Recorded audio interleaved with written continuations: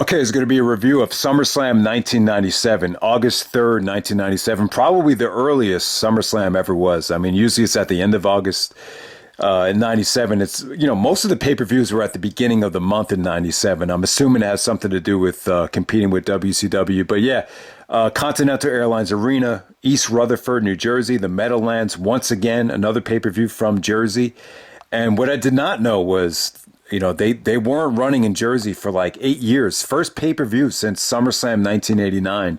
Apparently, there was no WWE events allowed in Jersey. They even had Governor Christie Whitman actually come out and lift the, stipulation in front of the crowd. So I totally had no idea about that. So that was really interesting, especially me because, obviously I'm from the area, as some of you guys might know. But yeah, let's get right down to it. First match of tonight, we got Triple H with Chyna taking on Mankind in a steel cage match. This was really good stuff. This was the third match in the 1997 series of matches between Mankind and Hunter Hearst Helmsley. So Triple H won King of the Ring. And then they had the rematch at Canadian Stampede where they actually went outside. So here's the steel cage match. And in 1997, I really want to check out that video with Jim Ross and Conrad. They actually talked about the multi-dimensions that Foley was going into in 1997. And even in this match here, the Mankind character is more humanized. He actually transformed into Dude Love at the end of the match. And I think people like that. I think people liked the fact that Foley was very multi-dimensional because, the Mankind character, originally a lot of people thought it was very cartoonish. But yeah, Triple H and Mankind, this was, I thought their King of the Ring match was good, but it felt like it went too late in the show. And, the fans just had a tough time really getting invested. But I'll tell you, man, when you got two guys that want to be great, eventually you're going to win the fans over, and that's exactly what happened here. I thought this was an awesome steel cage match, very innovative stuff. This is when they had that blue steel cage with those, blue squares.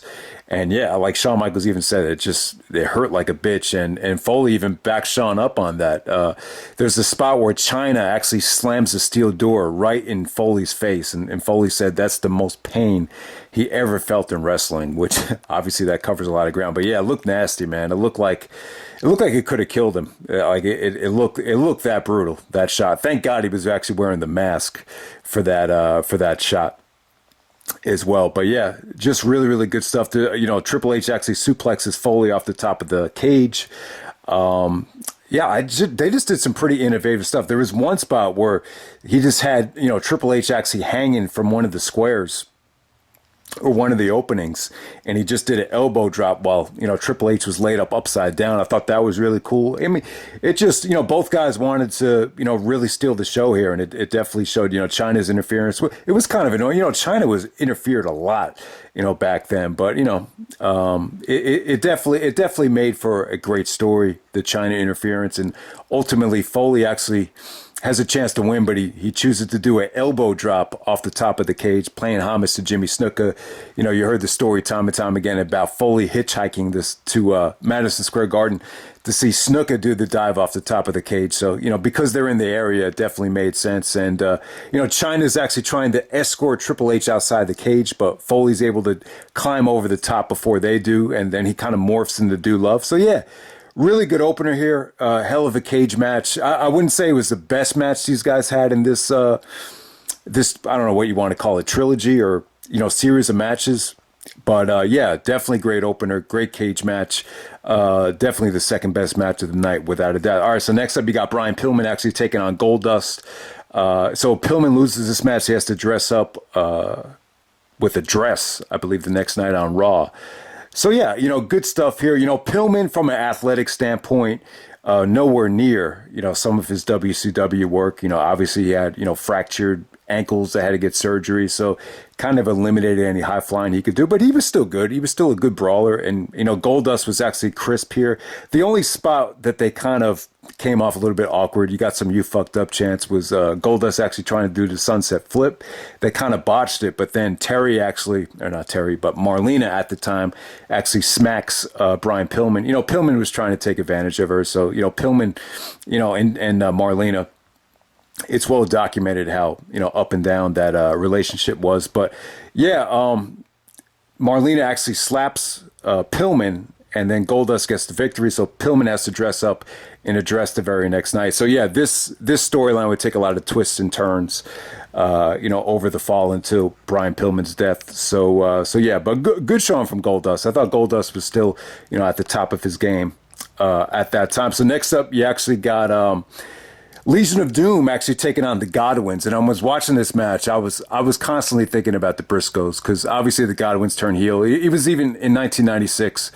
You could just tell the Godwins were very outdated, especially going into this Attitude Era. It was very tough for fans to get behind, the Godwins at the time. So they turned heel, and they were coming down with the Confederate flag. And it's funny, there's a movie that came out in the summer of 96 called The Time to Kill, and featured, these two guys driving a truck with Confederate flags, and they rape and they, beat up this, innocent little black girl. And it's just a hell of a movie. It featured Samuel L. Jackson.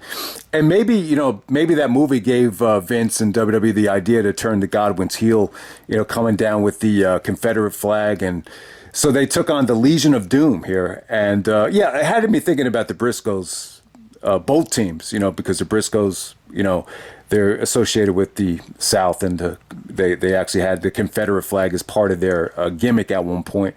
And then the Briscoes really, I never realized it before, but they adopted a lot of the, Legion of Doom, the Road Warriors, a lot of their offense. They actually won the match with a spike J driller, a springboard J driller. The Briscoes used that. The Briscoes also used the Doomsday device, which Legion of Doom does as well. So, yeah, I never really thought much about it. But, I would definitely say the Briscoes, a lot of their offense was inspired from the Road Warriors. But, yeah, pretty good stuff right here. I thought Hawk and Animal looked rejuvenated. There's someone actually made a comment in SummerSlam 92 how, a lot of the guys were on drugs at the time. They're going through a transitional time with the steroid ban.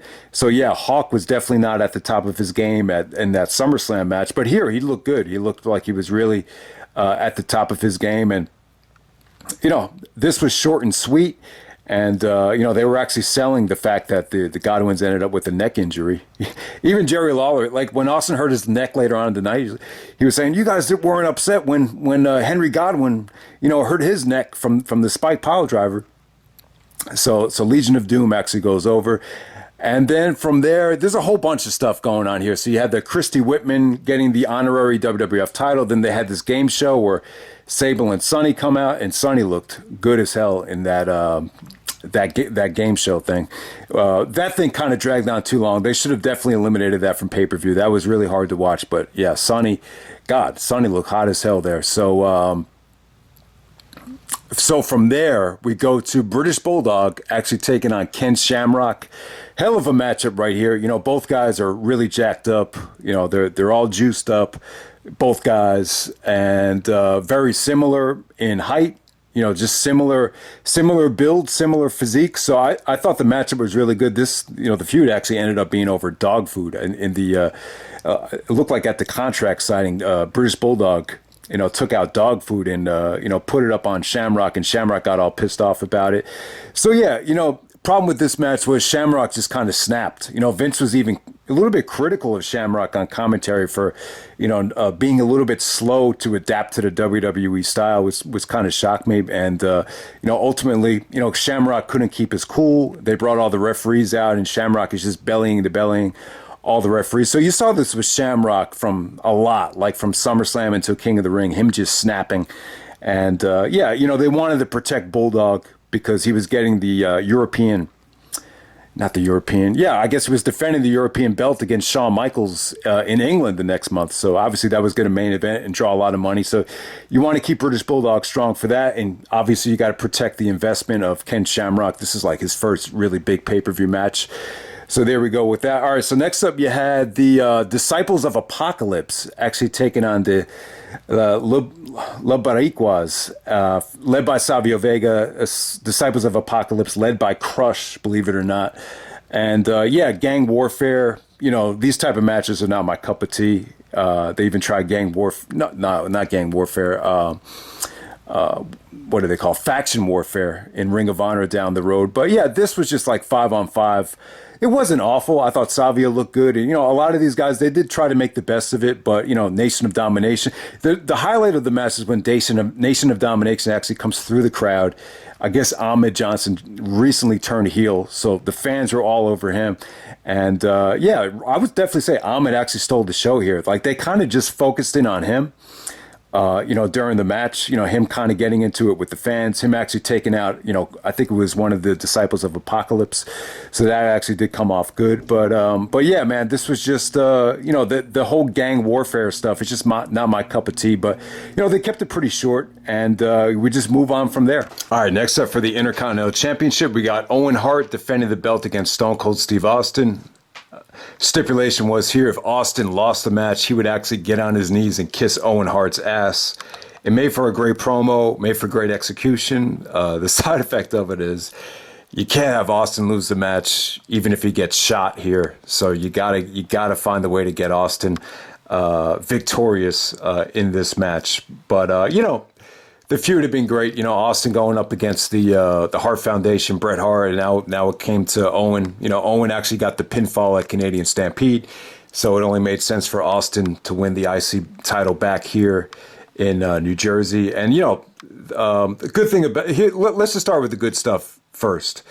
Vince was even surprised at how many fans were wearing the Austin 316 shirts. He actually said there's a sea of Austin 316 shirts. Austin got probably the biggest pop of his career up to that point. This had to be the biggest gate since Austin's face turn. And, he's actually yelling at Michael Cole. Michael Cole is, I don't know, kind of annoying, kind of yelling at Austin. And Austin basically says, "You think you impressed me with that little bow tie? You don't impress me one bit." And then he just kind of pushes him, and then he comes out to like a massive pop. And but the good part about this match is I thought this was going along great. The crowd was with Austin every step of the way. Owen was playing a great heel. Just from a scientific standpoint, from Austin's mobility, I don't think Austin ever really regained this form again. Like, this was prime Austin, just in terms of the way he moved. He was more multi-dimensional back then with the moveset, with his dissection in terms of offense.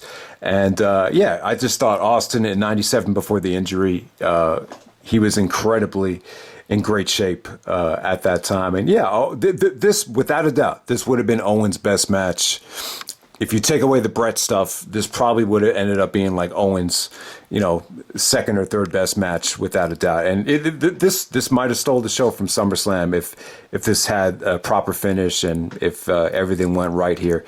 So if you guys didn't see the match, there's Austin countered, I believe, a headlock into an Irish whip, and then Owen reversed a tombstone into his own version of the pile driver.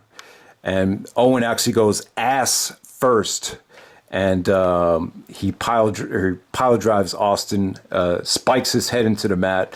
Austin talked about how when he hit the mat, he felt like, oh shit, I'm going to end up like Christopher Reeve. And all of a sudden, his hearing got extremely good, and he really couldn't feel anything, and told Earl Hebner, "I'm screwed. Tell Owen to buy me some time. I can't feel a thing." So Owen starts like, he starts chanting Canada. He starts saying that he's going to make, Austin's going to kiss his ass. And he starts this kind of lame Canada chant. It just seems kind of forced. And it just did, this whole finish did not come off good. And then all of a sudden, when Austin regained a little bit of consciousness, he kind of rolled Owen up. And it just looked pretty bad. But, you understand it giving Austin's condition. So, there's a whole backstory here about how Austin, he had the idea for the finish, and he just wanted to make sure that Owen knew what he was doing. And Austin was under the belief that it should be like the Undertaker's version of the tombstone, where it's knees first. And Owen, it almost seemed like Owen was ribbing him and kind of just kept saying, "Yeah, we're going to do it ass first. And so from Owen's standpoint, I'm sure he was comfortable, delivering this move. I think, at WrestleMania 10, I think we mentioned it, like, Owen was able to do it to Bret kind of flawlessly in that match. But, it's funny, like, Austin was a lot lighter then than he would be later on at WrestleMania after the neck surgery. But, he's pretty heavy. He's a heavy guy. It's 250 pounds. Maybe Owen just didn't realize how heavy Steve was going to be when he countered the move into the pile driver. So yeah, man. And then it's just a shame. It really is. You really had to feel for Austin at the time. I'm sure the thought of millions of dollars, main events of WrestleMania going right down the drain. I think he had those thoughts. And yeah, from Owen's standpoint, obviously, I think he was just really embarrassed and just really felt like he let himself down. You heard different things about how Owen never really apologized and was afraid to, talk to Austin, face to face about it. And I think we've all gone through these things, whether, in my situation, the closest thing I can remember to being embarrassed about something like an injury. I remember I was a counselor at a camp, and this kid actually knocked a soccer goal down, and it actually hit this little kid in the head. The kid started crying like crazy, like I thought he was going to die. And it was just one of those things where you feel so embarrassed that the situation happened that, you don't even want to, call the kid up or, call the guy up and see how he's doing. 'Cause you just feel so bad about it that it almost like, yeah, it just makes you embarrassed, like from that point. So yeah, like, I understand Owen, had experience doing the move. And I'm sure Austin trusted Owen because, Bret took such pride in being a safe worker. Why wouldn't his brother, take pride in being safe as well? And yeah, it's a very emotional thing, to talk about. And from Austin's point of view, it was sort of, we've talked about it plenty of times, how it ended up being a blessing in disguise because, they were able to use the neck thing as a storyline, and you got Vince McMahon involved, you got the police involved, the arrest, the handcuffs. It actually worked to Austin's benefit, at least for the short time. It didn't take away any WrestleMania main event for the foreseeable future. Eventually it did, but Austin was able to come back from the neck surgery. That bought him a couple years, but eventually it robbed Austin of his longevity. And I still feel really bad about it because we love Austin. Everybody loves Austin, not just in the ring but outside of the ring as well. So I still get choked up about watching the match. I hated watching this show back because of this match. I think the biggest mistake Austin made, though, is in a situation like this where you're kind of baffled at the guy's response. You just say, hey, listen, man, I'm going to the fucking main event of WrestleMania.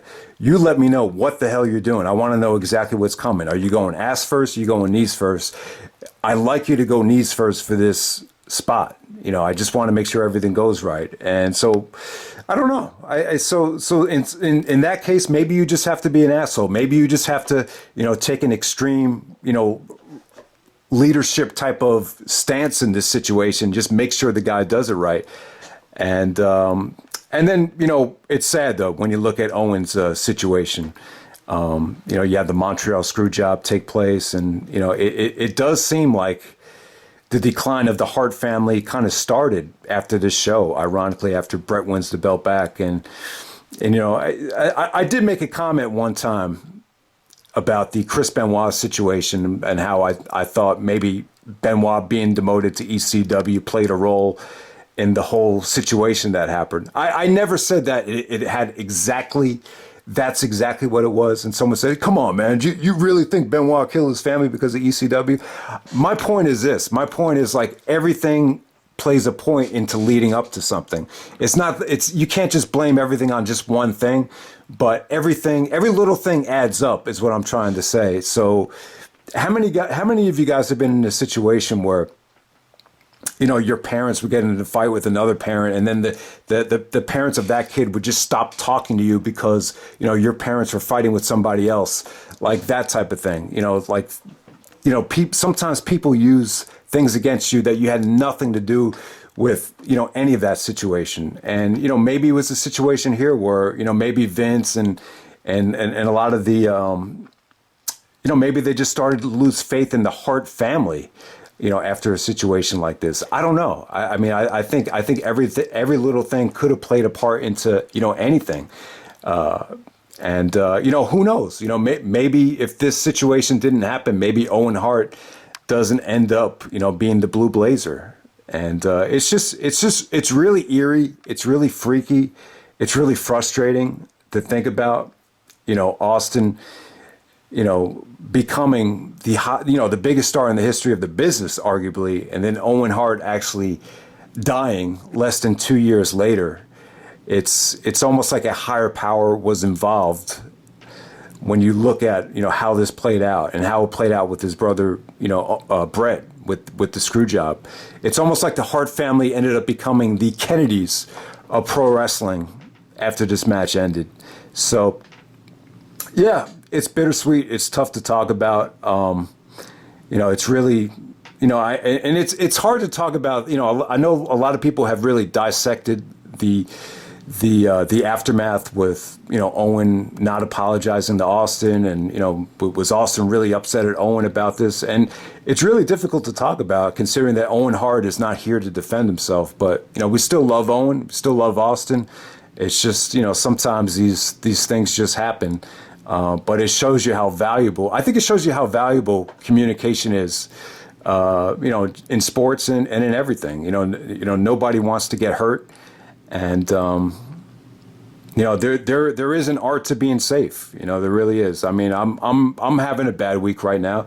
Honestly, I know I'm not in the NBA, and I know no one probably cares about how good of a basketball player I am. But I feel like I was really having a good summer. I felt like I was playing the best basketball of my life this whole summer. And then last week at the park, I just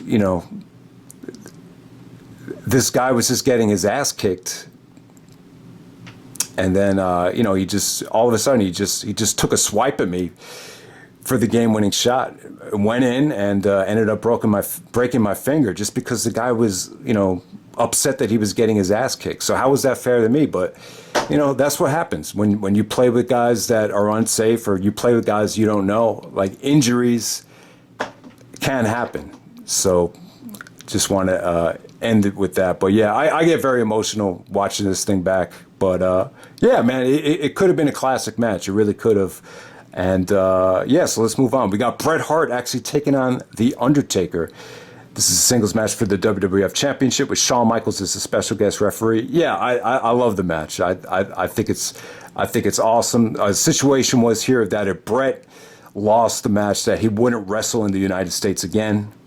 Basically, I think they went to the stipulation for a lot of different reasons. It was a way to kind of suck up to the Canadian fans. He actually told the fans in Canada that if I don't win the WWF title, then I'm never wrestling in the States again. That was a great way to get a pop in Canada, if that makes any sense. And because of the stipulation, Shawn was kind of smelling blood and saw the opportunity to kind of eliminate Bret Hart from the World Wrestling Federation. And so it was kind of a lucrative opportunity for Shawn Michaels. And but yeah, this was definitely great stuff. So Bret actually comes out, they sang the Canadian national anthem. They played the Canadian national anthem, and then Michaels comes out as a special guest referee. And man, that Michaels entrance is something else. He really, it's pretty entertaining. But this is the first time I think he did the crotch chop right before the pyro went off in the ring. You could just tell Bret was like disgusted during the whole entrance, and then Taker comes out, and Bret's acting. He's kind of mocking all the theatrics of Undertaker's entrance. But yeah, man, I thought the Undertaker Bret Hart match was great. It's a great SummerSlam main event. This is the match of the night for me. In terms of sound, and the Wrestling with Shadows documentary really captured this well. Like the sound effects of this match. Whenever Bret did a punch, whenever a suplex was delivered, the chair shot at the end, like the sounds of this match just definitely came off great. And yeah, I just thought Bret just kind of went to work here. You just saw a lot of innovative things. The sharpshooter around the ring post was cool. He actually did the figure four around the ring post, but now Bret actually busted out the sharpshooter around the ring post, so that was definitely interesting. You definitely had a lot of outside interference from Paul Bearer, who Undertaker just slapped upside the head. They were trying to get the Kane storyline ready, but Paul Bearer didn't have that much to do with the match. Pillman, I think it was Pillman and and Bulldog or Owen actually came out, and Taker is actually trying to fight them off. And so Shawn was actually distracted, trying to get them to go backstage.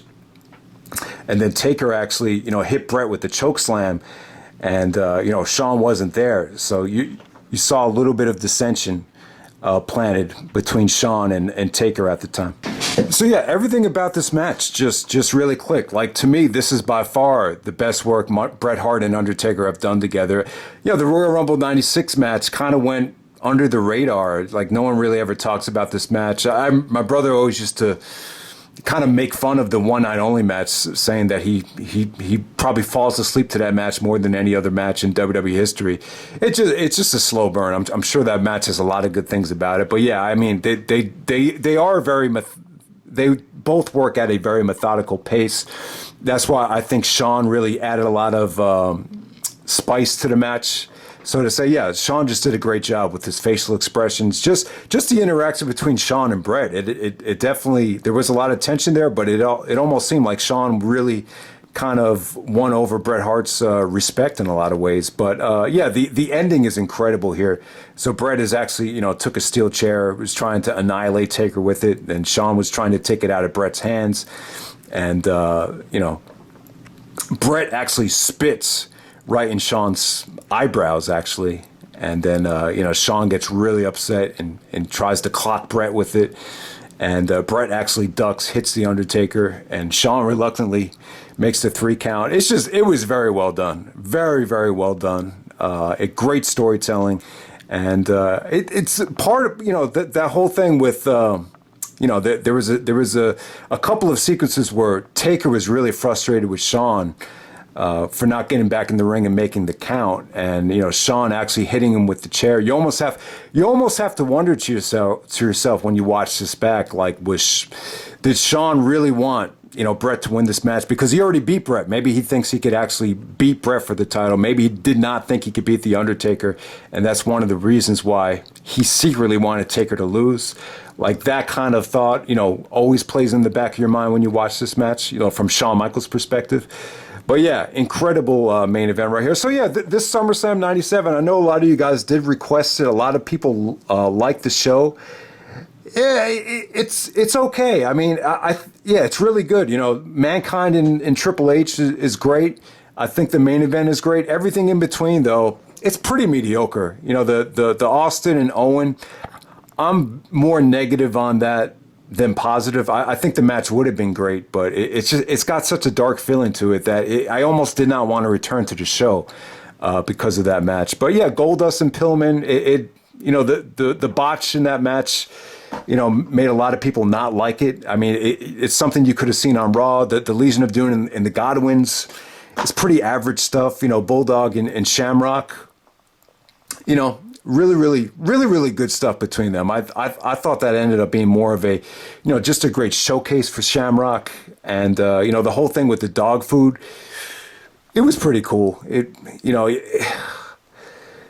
The only thing, I would probably say the worst thing on the show ended up being the gang warfare stuff. But, other than that, this was an incredible show, I think, for that time.